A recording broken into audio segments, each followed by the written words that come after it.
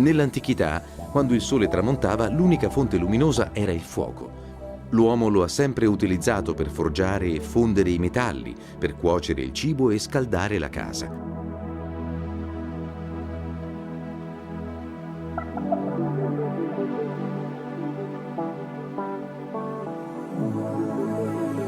Al termine del giorno, quando si spegneva la grande luce naturale, si accendeva il fuoco.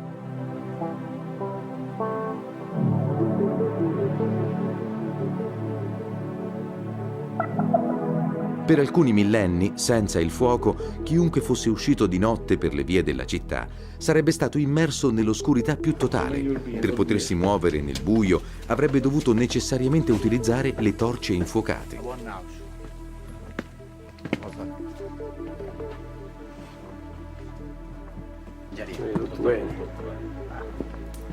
Insieme alle torce iniziarono ad essere utilizzate piccole fiammelle con numerose varianti circa il combustibile e i contenitori. Per molti secoli furono questi i sistemi di illuminazione utilizzati in tutta la terra abitata.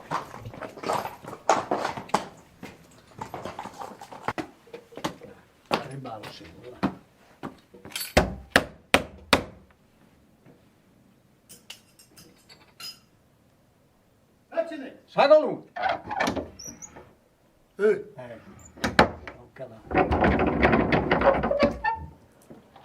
Salute. Salute, torna a dire a Cristina che devo Sotto lavorare. E noi. Tanno, con salute. A me il bene, con salute.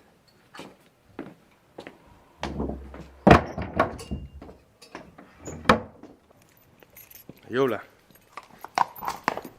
Queste immagini girate tra le montagne della Sardegna, nel piccolo paese di Arizzo, mostrano come si svolgeva la vita quando ancora si utilizzavano le torce infuocate, le lampade alimentate ad olio e, nei secoli più recenti, le candele a cera.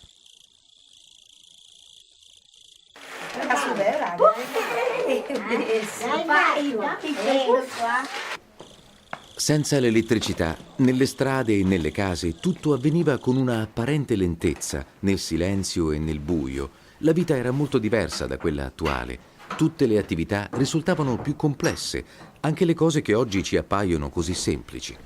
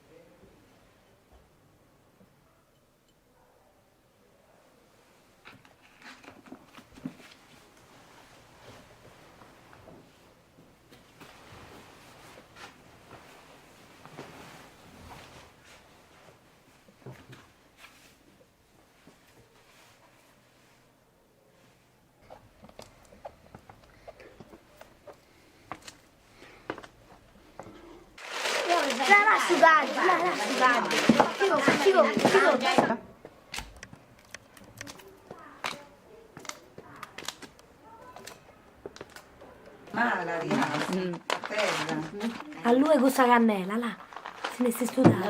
Te ne sa ragione, come da tornare a lui.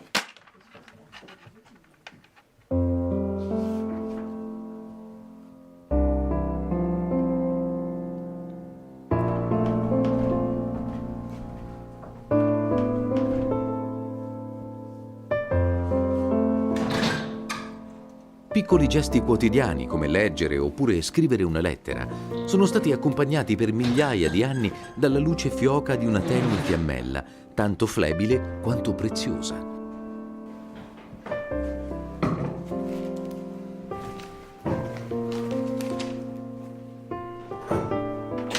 Luisa, Luca questa tua.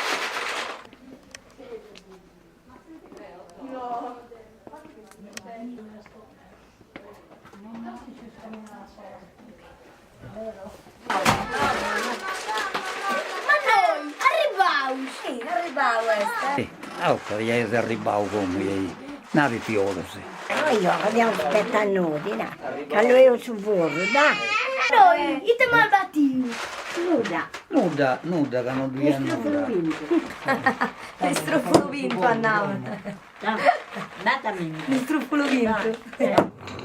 Il sistema di illuminazione che osserviamo in questa realtà, vissuta tra le montagne del Gennargentu in Sardegna, è lo stesso utilizzato per centinaia d'anni anche negli altri paesi e nelle città dell'isola, dell'Italia e del mondo.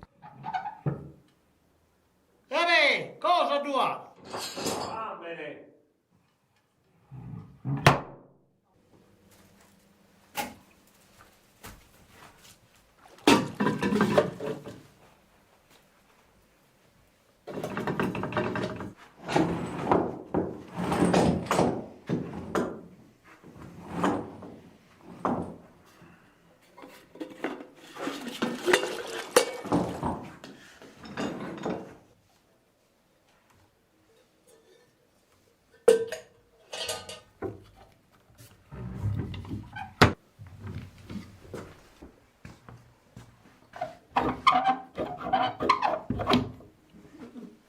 Fammene due.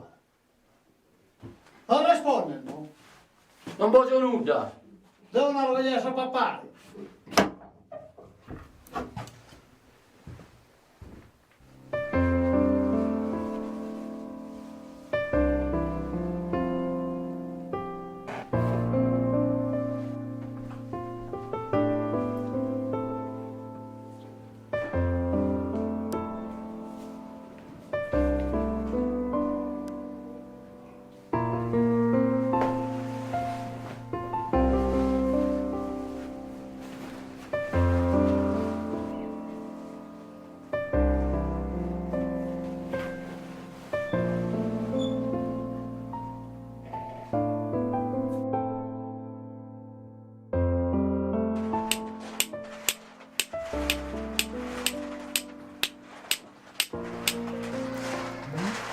E sta all'umao.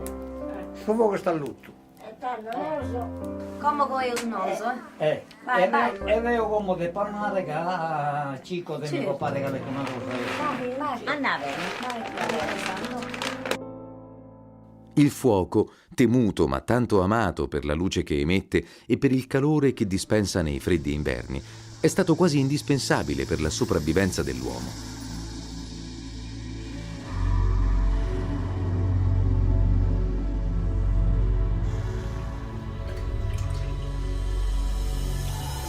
Nei percorsi della storia, il fuoco accompagnava la fine di una giornata e l'inizio di un nuovo giorno. Anche ad Arezzo le faccende quotidiane avevano inizio quando era ancora buio, prima dell'alba.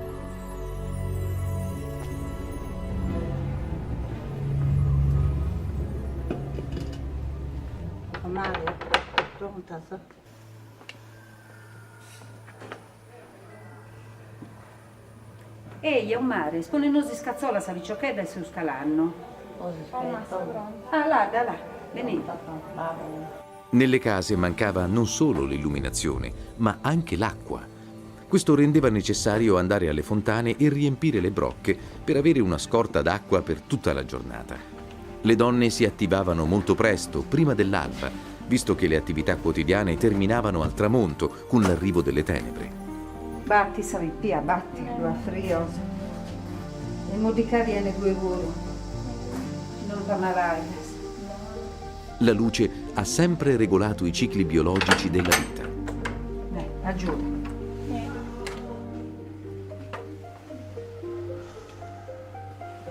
Buongiorno, mare, buongiorno, toccai a naus. Tocca a naus, io non arriva da sta gente in meta, voi sì. A naus. Giuseppe, dove sei? Dai, là. Naus. Ok. Noi in bronconaus, in cui, bella bene. Questa parte del documentario, volutamente lenta, per farci apprezzare il ritmo di quelle notti lontane, ci ha permesso di entrare pienamente nell'atmosfera serena e distesa che la gente viveva all'aurora del giorno e dopo il tramonto per decine di secoli. Ma il mondo stava per entrare in una fase nuova e cruciale che, nel bene e nel male, avrebbe cambiato per sempre la vita degli abitanti sulla Terra. Giuseppe, frio stai. Dopo, dene pazienza, ho già i battoni. Nel 1669 avveniva qualcosa che avrebbe modificato radicalmente l'aspetto dei centri abitati. Ad Amsterdam nacque un primitivo impianto fisso di illuminazione pubblica. Per la prima volta un insieme di lanterne alimentate a olio illuminava le strade.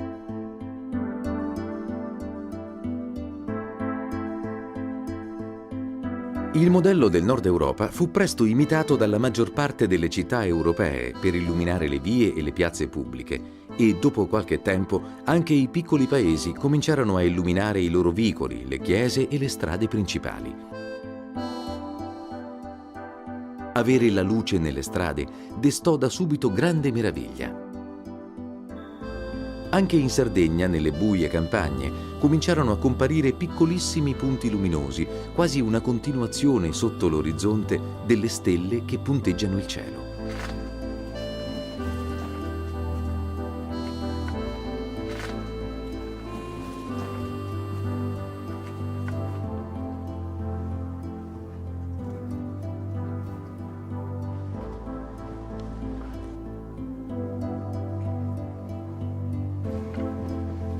Salute.